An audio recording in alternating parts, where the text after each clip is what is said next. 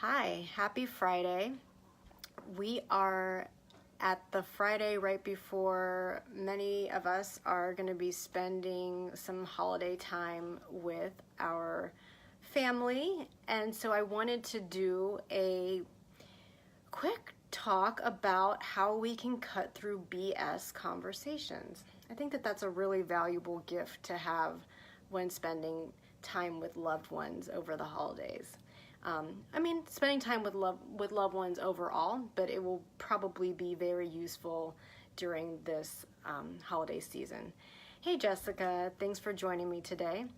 So one of the things that I think we all do when we are having a conversation with someone and we start to feel this oh, they're going into this again, or this is something that I've heard before, this story.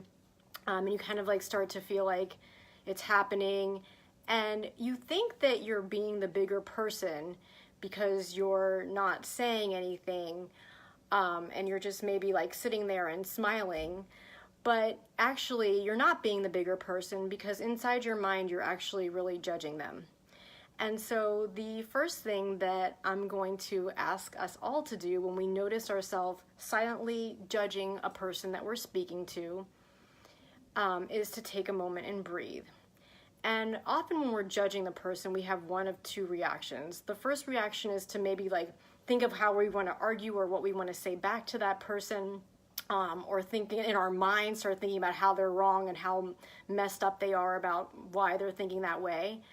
Then the second thing that we end up doing is we end up kind of withdrawing from the conversation, stepping back, kind of sitting back, waiting for them to finish as we kind of check out of the conversation. So sometimes we think that we are also doing a favor when we hold our tongue in the conversation. But what we do when we hold our tongue is that we hold our tongue while we stuff down all of those negative thoughts and emotions that we're having about that person, and we eat them right alongside with our turkey dinner or whatever we're having, our vegan tofu. So we just start stuffing those emotions that we just had the conversation about. Or we do something that's equally unhelpful as we go home and we talk to our partner or talk to our friend about how our sibling or how our mother or how our in-law just irked our nerves. And that also just creates more of that negativity. So the next time you're having a conversation with someone and they're saying someone that is irking your last nerve, something that you can do after you breathe is actually ask them about what they're experiencing.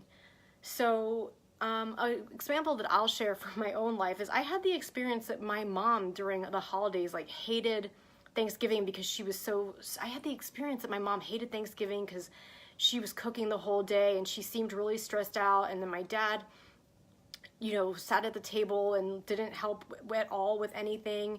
And I just had this entire story in my mind that my mom hated Thanksgiving and that it was really stressful for her.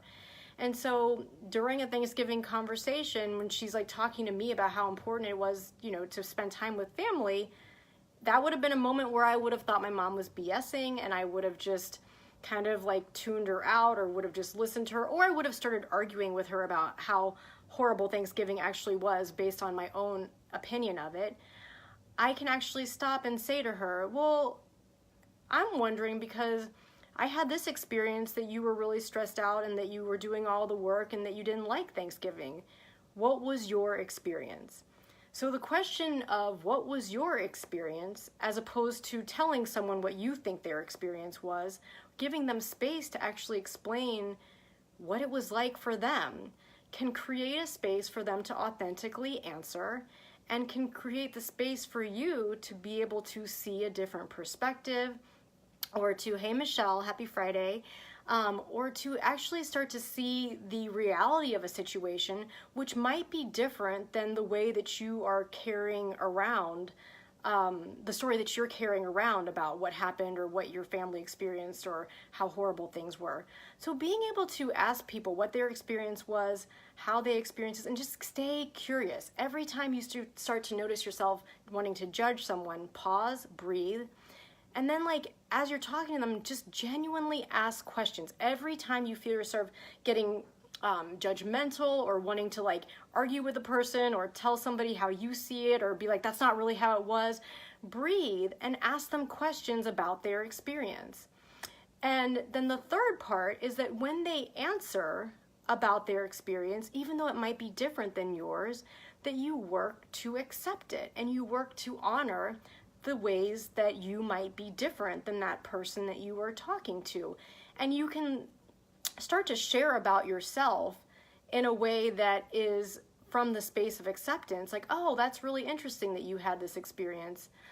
My experience was a little bit different. So I'm really happy to know that this is how that you experience the holidays in a very pleasant, joyful way, even though that's not what I thought you were experiencing. And then that allows me to perhaps invite a different perspective to my own experience of that holidays.